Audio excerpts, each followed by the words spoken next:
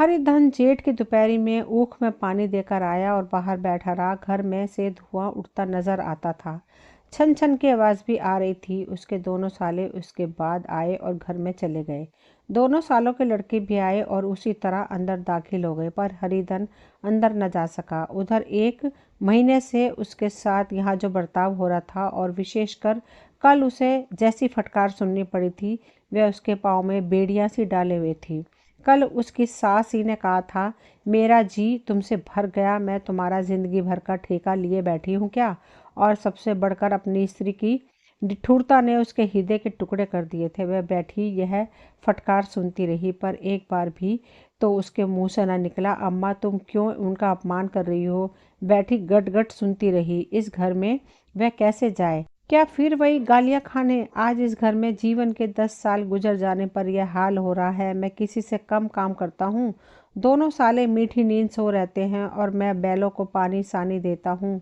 वहाँ सब लोग पल पल पर चिलम पीते हैं, मैं आंखें बंद किए अपने काम में लगा रहता हूँ। संध्या समय घर वाले गाने बजाने चले जाते हैं, मैं घड़ी रात तक गाय भैंसे दूहता रहता हूँ। उसका यह पुरस्कार मिल रहा है कि कोई खाने को भी नहीं पूछता, उल्टे गालियाँ मिलती हैं।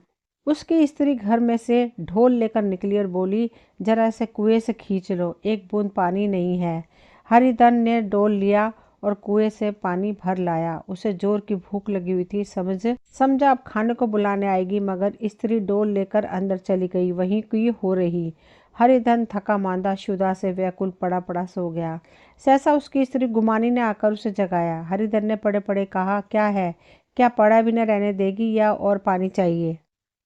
गुमानी कटु स्वर में बोली, घुर्राते क्या हो, खाने को तो बुलाने आई हूँ। हरिधन ने देखा उसके दोनों साले और बड़े साले के दोनों लड़के भोजन किए चले आ रहे थे। उसकी देह में आग लग गई।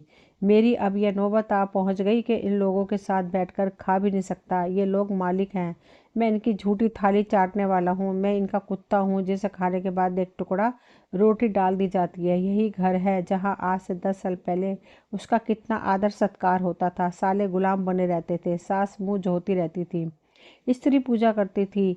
तब उसके पास रुपए थे, जायदाद थी। अब वह दरिद्र है। उसकी सारी जायदाद को इन्हीं लोगों ने कूड़ा कर दिया। अब उसे रोटियों के भी लाले हैं। उसके जी में एक ज्वाला सी उठी कि इसी वक्त अंदर जाकर सास को और सालों को भिगो भिगो कर लगाए, पर जब्त करके रह गया। पड़े पड़े बोला, मुझे भूख नहीं है, आज ना खाऊंगा। गुमानी ने कहा, ना खाओगे मेरी बला से? हाँ, नहीं तो खाओगे, तुम्हारे ही पेट में जाएगा, कुछ मेरे पेट में थोड़े ही चला जाएगा। हरिधन का क्रोध आंसू बन गया। यह मेरी स्त्री है जिसके लिए मैंने अपना सर्वस्व मिट्टी में मिला दिया। मुझे उल्लू बनाकर यह सब निकाल देना चाहते हैं। वह अब कहाँ जाए, क्या करे? उसकी सास आकर बोली, चलकर खा क्यों नहीं लेते जी, रूठते किस बात पर हो? यहाँ तुम्हारे नखरे सहने का किसी में बूता नहीं है। जो देते हो वह मत देना, और क्या करोगे? तुमसे बेटी ब्याई है, कुछ तुम्हारी जिंदगी का ठेका नहीं लिया है। हरिधन ने मर्माहत होकर कहा, हाँ माँ, मेरी भूल थी, मैं यही समझ रहा था। अब मेरे पास क्या है कि तुम मेरी जिंदगी का ठेका लोगी? जब मेरे पास धन था तब सब कुछ था, अब दरिद्र हूँ, तुम क्यों बात पूछोगी? बूढ़ी सास भी मुंह फुलाकर भीतर चली गई। हरिधन की माता का आज 10 साल हुए देहांत हो गया था। उस वक्त उसका विवाह हो चुका था। वह 16 साल का कुमार था, पर माँ के मरते ही मालूम हुआ कि मैं कितना निस्सहाय हूँ, जैसे उस घर का और उसका कोई अधिकार ही ना रहा हो। बहनों के विवाह हो चुके थे, भाई कोई दूसरा ना था। बेचारा अकेले घर में जाते हुए भी डरता था। माँ के लिए रोता था, पर माँ की परछाई से डरता था। जिस कोठरी में उसने देह त्याग किया था, उधर वह आंखें तक न उठाता। घर में एक बुआ थी, वह हरिधन को बहुत दुलार करती। हरिधन को अब दूध ज़्यादा मिलता, काम भी कम करना पड़ता। बुआ बार बार पूछती, बेटा कुछ खाओगे? बाप भी अब उसे प्यार करता, उसके लिए अलग एक गाय मंगवा दी। कभी कभी उसे कुछ पैसे दे देता कि जैसे चाहे खर्च करो, पर इन मरहमों से वह घाव न पूरा होता जिसकी उसकी आत्मा को आहत कर दिया था। वह दुलार उसे माँ की याद और दिलाता। माँ की घुड़कियों में जो मज़ा था, वह क्या इस दुलार में था? माँ से मांगकर, लड़कर, घुनककर, रूठ कर लेने में जो आनंद था, वह क्या इस भिक्षादान में था? पहले वह स्वस्थ था, मांगकर खाता, लड़ लड़कर खाता। अब वह बीमार था। अच्छे से अच्छे पदार्थ उसे दिए जाते थे पर भूख ना थी। साल भर तक वह इस दिशा में रहा, फिर दुनिया बदल गई। एक नई स्त्री जिसे लोग उसकी माता कहते थे उसके घर में आई और देखते देखते एक काली घटा की तरह उसके संकुचित भूमंडल पर छा गई। हरिधर ने इस नकली माँ से बात तक न की, कभी उसके पास गया तक नहीं। एक दिन घर से निकला और ससुराल चला आया। बाप ने बार बार बुलाया पर उनके जीते जी वह फिर उस घर में न गया। जिस दिन उसके पिता के देहांत की सूचना मिली उसे एक प्रकार का ईर्ष्यामय हर्ष हुआ। उसकी आंखों से आंसू की एक बूंद भी न आई। इस नए संसार में आकर हरिधन को एक बार फिर मातृ स्नेह का आनंद मिला। उसकी सास ने ऋषि वरदान की भांति उसके शून्य जीवन को विभूतियों से परिपूर्ण कर दिया। मरुभूमि में हरियाली उत्पन्न हो गई। सालियों के चुहल में, सास के स्नेह में, सालों के वाक विलास में और स्त्री के प्रेम में उसके जीवन की सारी आकांक्षाएं पूरी हो गई। कहती, बेटा तुम इस घर को अपना ही समझो, तुम ही मेरी आंखों के तारे हो। वह उससे अपने लड़कों की बुआओं की शिकायतें करती। वह दिल में समझता था सासू जी मुझे अपने बेटों से भी ज़्यादा चाहती हैं। बाप के मरते ही वह घर गया और अपने हिस्से की जायदाद को कूड़ा करके रुपयों की थैली लिए वह आ गया। अब उसका दूना आदर सत्कार होने लगा। उसने अपनी सारी संपत्ति सास के चरणों पर अर्पण करके अपने जीवन को सार्थक कर दिया। अब तक तो उसे कभी कभी घर की याद आ जाती थी, अब भूल कर भी उसकी याद ना आती, मानो वह उसके जीवन का कोई भीषण कांड था जिसे भूल जाना ही उसके लिए अच्छा था। वह सबसे पहले उठता, सबसे ज़्यादा काम करता। उसका मनोयोग, उसका परिश्रम देखकर गांव के लोग दांतों तले उंगली दबाते थे। उसके ससुर का भाग भगाते, जिसे ऐसा दामाद मिल गया। लेकिन ज्यों त्यों दिन गुजरते गए उसका मन सम्मान घटता गया। पहले देवता था, फिर घर का आदमी, अंत में घर का दास हो गया। रोटियों में बाधा पड़ गई, अपमान होने लगा। अगर घर के लोग भूखे मरते और साथ ही उसे भी मरना पड़ता तो उसे जरा भी शिकायत न होती। लेकिन जब देखता लोग मूंछों पर ताव दे रहे हैं, केवल मैं ही दूध की मक्खी बना दिया गया हूँ, तो उसके अंतर स्थल में एक लंबी ठंडी हार निकल जाती। अभी उसकी उम्र 25 ही साल की थी। इतनी उम्र इस घर में कैसे गुजरेगी। और उसकी स्त्री ने भी आंखें फेर ली। वह उस विपत्ति का सबसे क्रूर दृश्य था। हरिधन तो उधर भूखा प्यासा चिंता दहा में जल रहा था। इधर घर में सास जी और दोनों सालों में बातें हो रही थी। गुमानी भी हाँ मिलाती जाती थी। बड़े साले ने कहा, हम लोगों की बराबरी करते हैं, यह नहीं समझते कि किसी ने उनकी जिंदगी भर का बीड़ा थोड़े ही लिया है। 10 साल हो गए, इतने दिनों में क्या 2-4-3 हज़ार हड़प गए होंगे।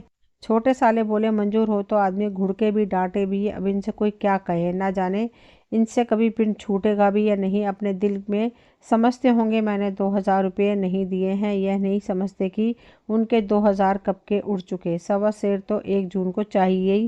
उसने गंभीर भाव से कहा, बड़ी भारी खुराक है। गुमानी माता के सिर से जूं निकाल रही थी। सुलगते हुए हृदय से बोली, निकम्मे आदमी को खाने के सिवा और काम ही क्या हो रहता है। बड़े खाने की कोई बात नहीं, जिसकी जितनी भूख हो उतना खाया, लेकिन कुछ पैदा भी तो करना चाहिए। यह नहीं समझते कि बहू नहीं मैं किसी के दिन कटे हैं। छोटे, मैं एक दिन कह दूंगा, अब अपनी राह लीजिए, आपका कर्जा नहीं खाया है। गुमानी घर वालों की ऐसी ऐसी बातें सुनकर अपने पति से द्वेष करने लगी थी। अगर वह बाहर से 4 पैसे लाता तो इस घर में उसका कितना मान सम्मान होता। वह भी रानी बनकर रहती, ना जाने क्यों बाहर जाकर कमाते उसके नानी मरती है। गुमानी की मनोवृत्तियां अभी तक बिल्कुल बालपन की सी थी। उसका अपना कोई घर ना था। उसी घर का हित अहित उसके लिए भी प्रधान था। वह भी उन्हीं शब्दों में विचार करती, इस समस्या को उन्हीं आंखों से देखती जैसे उसके घर वाले देखते थे। सच तो 2,000 रुपये में क्या किसी को मोल ले लेंगे। 10 साल में 2,000 होते ही क्या हैं, 200 ही तो साल भर के हुए। क्या 2 आदमी साल भर में 200 भी न खाएंगे। फिर कपड़े लत्ते, दूध, घी सभी कुछ तो है। 10 साल हो गए, एक पीतल का छल्ला नहीं बना। घर से निकलते तो जैसे उनके प्राण निकलते हैं। जानते हैं जैसे पहले पूजा होती थी वैसे ही जन्म भर होती रहेगी। यह नहीं सोचते कि पहले और बात थी, अब और बात है। बहू की पहले ससुराल जाती है तो कितना महात्म होता है। उसकी डोली से उतरते ही बाजे बजते हैं। गांव मोहल्ले की औरतें उसका मुंह देखती आती हैं और रुपए देती हैं। महीनों उसे घर भर से अच्छा खाने को मिलता है, अच्छा पहनने को। कोई काम नहीं लिया जाता। लेकिन 6 महीने के बाद कोई उसकी बात नहीं पूछता। वह घर भर की लोंडी हो जाती है। उसके घर में मेरी भी तो वही गति होती। फिर काहे का रोना। जो यह कहो कि मैं तो काम करता हूँ तो तुम्हारी भूल है। मजूर की और बात है, उसे आदमी डांटता भी है, मारता भी है, जब चाहता है रखता है, जब चाहता है निकाल देता है, कसकर काम लेता है। यह नहीं है कि जब भी जी में आया कुछ काम किया, जब जी में आया पढ़कर सो रहे। हरिधन अभी पड़ा अंदर ही अंदर सुलग रहा था कि दोनों साले बाहर आए और बड़े साहब बोले, भैया उठो, तीसरा पैर ढल गया है, कब तक सोते रहोगे, सारा खेत पड़ा हुआ है। हरिधन चट उठ बैठा और तीव्र स्वर में बोला, क्या तुम लोगों ने मुझे उल्लू समझ लिया है? दोनों साले हक्के बक्के हो गए। जिस आदमी ने कभी जबान नहीं खोली, हमेशा गुलामों की तरह हाथ बांधे हाजिर रहा, वह आज इतना आत्म स्वाभिमानी हो गया है कि यह उनको चौंका देने के लिए काफी था। कुछ जवाब न सूझा। हरिधन ने देखा इन दोनों के कदम उखड़ गए हैं तो एक धक्का और देने की प्रबल इच्छा को न रोक सका। उसी ढंग से बोला, मेरी भी आंखें हैं, अंधा नहीं हूँ, ना बहरा ही हूँ, छाती फाड़कर काम करूँ और उस पर भी कुत्ता समझा जाए, ऐसे गधे कहीं और होंगे। अब बड़े साले भी गर्म पड़े, तुम्हें किसी ने यहाँ बांध तो नहीं रखा है? अब के हरिधन लाजवाब हुआ। कोई बात नहीं। बड़े ने फिर उसी ढंग से कहा, अगर तुम यह चाहो कि जन्म भर पहुने बने रहो और तुम्हारा वैसे ही आदर सत्कार होता रहे तो ये हमारे वश की बात नहीं। हरिधन ने आंखें निकाल कर कहा, क्या मैं तुम लोगों से कम काम करता हूँ? बड़े, यह कौन कहता है? हरिधन, तो तुम्हारे घर की नीति है कि जो सबसे ज्यादा काम करे वही भूखों मारा जाए। बड़े, तुम खुद खाने नहीं आए, क्या कोई तुम्हारे मुंह में कोड़ डाल देता? हरिधन में ओठ चबाकर कहा, मैं खुद खाने नहीं गया, कहते तुम्हें लाज नहीं आती? नहीं आई थी बहन तुम्हें बुलाने। छोटे साले ने कहा, अम्मा भी तो आई थी, तुमने कह दिया कि मुझे भूख नहीं है, तो क्या करती? सास भीतर से लपकी चली आ रही थी। यह बात सुनकर बोली, कितना कहकर हार गई, कोई उठे ना तो मैं क्या करूं? हरिधन ने विष, खून और आग से भरे स्वर में कहा, मैं तुम्हारे लड़कों का झूठा खाने के लिए हूँ? मैं कुत्ता हूँ? तुम लोग खाकर मेरे सामने सूखी रोटी का एक टुकड़ा फेंक दो। बुढ़िया ने अटकर कहा, तो क्या तुम लड़कों की बराबरी करोगे? हरिधन परास्त हो गया। बुढ़िया ने एक ही वाक प्रहार में उसका काम तमाम कर दिया। उसकी तनी हुई भवें ढीली पड़ गई, आंखों की आग बुझ गई, फड़फड़ाते हुए नथने शांत हो गए। किसी आहत मनुष्य की भांति वह जमीन पर गिर पड़ा। क्या तुम मेरे लड़कों की बराबरी करोगे? यह वाक्य एक लंबे भाले की तरह उसके हृदय में चुभता चला गया। न हृदय का अंत था और न उस भाले का। सारे घर ने खाया पर हरिधन ने न उठा। सास ने मनाया, सालियों ने मनाया, ससुर ने मनाया, दोनों साले मनाकर थक गए। हरिधन न उठा। वहीं द्वार पर टाट पड़ा था, उसे उठाकर सबसे अलग कुएं पर ले गया और जगत पर बिछाकर पड़ा रहा। रात भीग चुकी थी। अनंता आकाश में उज्जवल तारे पालकों की भांति क्रीड़ा कर रहे थे। हरिधन को अपना बचपन याद आता, जब वह भी इसी तरह क्रीड़ा करता था। उसकी बाल स्मृतियां उन्हीं चमकीले तारों की भांति प्रज्वलित हो गई। वह अपना छोटा सा घर, वह आम के बाग जहाँ वह कोरिया चुना करता था, वह मैदान जहाँ कबड्डी खेला करता था, सब उसे याद आने लगे। फिर अपनी स्नेहमयी माता की सहृदय मूर्ति उसके सामने खड़ी हो गई। उन आंखों में कितना करुणा थी, कितनी दया थी। उसे ऐसा जान पड़ा मानो माता आंखों में आंसू भरे उसे छाती से लगा लेने के लिए हाथ फैलाए उसकी ओर चली आ रही है। वह उस मधुर भावना में अपने को भूल गया। ऐसा जान पड़ा मानो माता ने उसे छाती से लगा लिया हो और उसके सिर पर हाथ फेर रही हो। वह रोने लगा, फूट फूट कर रोने लगा। उसी आत्मसम्मोहित दशा में उसकी मुंह से यह शब्द निकला, अम्मा, तुमने मुझे इतना भुला दिया। देखो तुम्हारे प्यारे लाल की क्या दशा हो रही है। कोई उसे पानी को भी नहीं पूछता। क्या जहाँ तुम हो वहाँ मेरे लिए जगह नहीं है? सहसा गुमानी ने आकर पुकारा, क्या सो रहे हो? चलकर खा क्यों नहीं लेते? कब तक कोई तुम्हारे लिए बैठा रहे? हरिधन उस कल्पना जगत से क्रूर प्रत्यक्ष में आ गया। वही कुएं की जगत थी, वही फटा हुआ टाट और गुमानी सामने खड़ी कह रही थी, कब तक कोई तुम्हारे लिए बैठा रहे? हरिधन उठ बैठा और मानो तलवार म्यान से निकालकर बोला, भला तुम्हें मेरी सुध तो आई? मैंने तो कह दिया था मुझे भूख नहीं है। गुमानी, तो कै दिन न खाओगे? अब इस घर का पानी भी नहीं पीऊंगा। तुझे मेरे साथ चलना है या नहीं? दृढ़ संकल्प से भरे हुए इन शब्दों को सुनकर गुमानी सहम उठी। बोली, कहाँ जा रहे हो? हरिधन ने मानो नशे में कहा, तुझे इसका क्या मतलब? मेरे साथ चलेगी या नहीं? फिर पीछे से न कहना मुझसे कहा नहीं। गुमानी आपत्ति के भाव से बोली, तुम बताते क्यों नहीं कहाँ जा रहे हो? तुम मेरे साथ चलेगी या नहीं?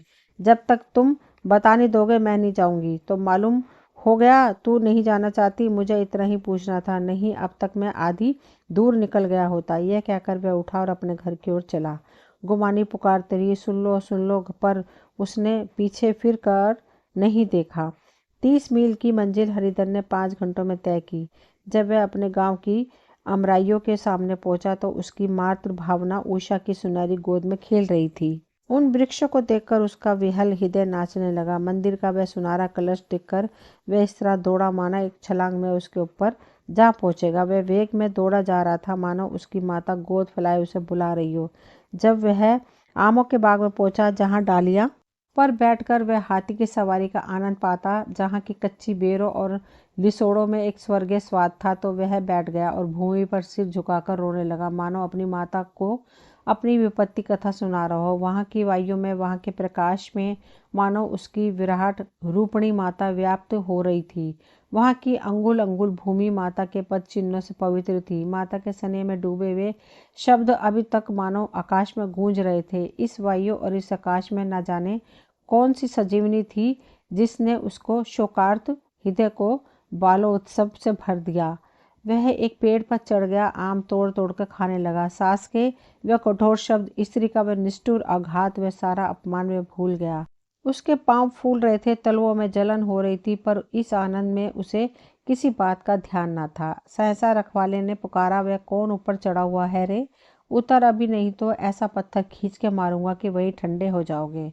उसने कई गालियां भी दी। इस फटकार और इन गालियों में इस समय हरिधन को अलौकिक आनंद मिल रहा था। वह डालियों में छिप गया, कई आम काट काट कर नीचे गिराए और जोर से ठट्ठा मारकर हंसा। ऐसी उल्लास से भरी हुई हंसी उसने बहुत दिन से ना हंसी थी। रखवाले को वह हंसी परिचित सी मालूम हुई, मगर हरिधन यहाँ कहाँ? वह तो ससुराल की रोटियां तोड़ रहा है। कैसा हंसोड़ा था, कितना चिबिल्ला, न जाने बेचारे का क्या हाल हुआ। पेड़ की डाल से तालाब में कूद पड़ता था।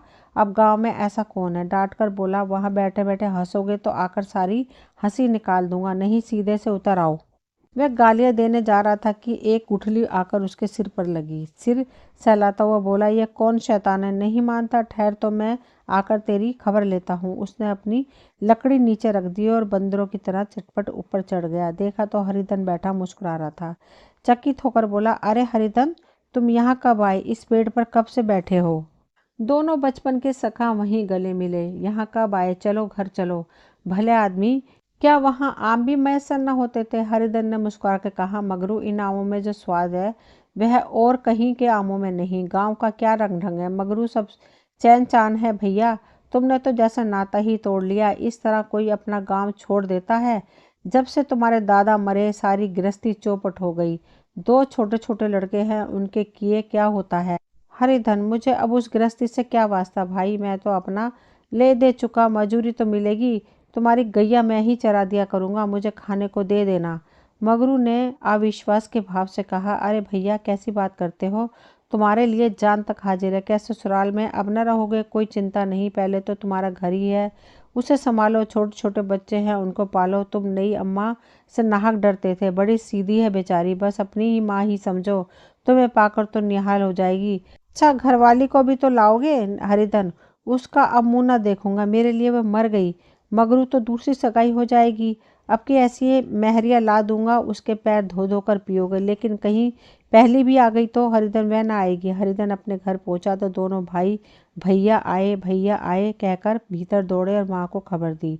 उस घर में कदम रखते ही हरिधन को ऐसी शांति का अनुभव हुआ मानो वह अपनी माँ की गोद में बैठा हुआ है। इतने दिनों ठोकरे खाने से उसका हृदय कोमल हो गया था। जहाँ पहले अभिमान था, आग्रह था, हेकड़ी थी, वहाँ अब निराशा थी, पराजय थी और याचना थी। वही घर जिससे वह एक दिन विरक्त हो गया था, अब गोद फैलाए उसे आश्रय देने को तैयार था। हरिधन का निर्वाह विलंब मन यह आश्रय पाकर मानो तृप्त हो गया। शाम को भी माता ने कहा, बेटा तुम घर आ गए, हमारे धन भाग। अब इन बच्चों को पालो। माँ का नाता ना सही, बाप का नाता तो है ही। मुझे एक रोटी दे देना, खाकर एक कोने में पड़ी रहूंगी। तुम्हारी अम्मा से मेरा बहन का नाता है, इस नाते से मैं भी, तुम मेरे लड़के होते हो। हरिधन की मातृ विहल आंखों को भी माता के रूप में अपनी माता के दर्शन हुए। घर के एक कोने में मातृ स्मृतियों की छटा चांदनी की भांति छिटकी हुई थी। विमाता का प्रौढ़ मुखमंडल भी उसी छटा से रंजित था। दूसरे दिन हरिधन फिर कंधे पर हल रखकर खेत को चला। उसके मुख पर उल्लास था, आंखों में गर्व। वह अब किसी का आश्रित नहीं, आश्रयदाता था, किसी के द्वार का भिक्षुक नहीं, घर का रक्षक था। एक दिन उसने सुना गुमानी ने दूसरा घर कर लिया। माँ से बोला, तुमने सुना काकी, गुमानी ने घर कर लिया। काकी ने कहा, घर क्या कर लेगी, ठट्टा है, बिरादरी में ऐसे अंधेर पंचायत नहीं, अदालत तो है। हरिधर ने कहा, नहीं काकी, बहुत अच्छा हुआ, ला महावीर जी को लड्डू चढ़ा आऊं, मैं तो डर रहा था कहीं मेरे गले ना आ पड़े। भगवान ने मेरी सुन ली, मैं वहां से यही ठान कर चला था, अब उसका मुंह ना देखूंगा। दोस्तों, ये कहानी थी मुंशी प्रेमचंद की, बहुत ही श्रेष्ठ कहानी है। कहानी अगर आपको पसंद आई हो तो प्लीज़ चैनल को सब्सक्राइब करें, वीडियो को लाइक शेयर करें। मिलती हूँ अगली कोई कहानी लेकर। कहानी सुनने के लिए आप सभी का तहे दिल से शुक्रिया।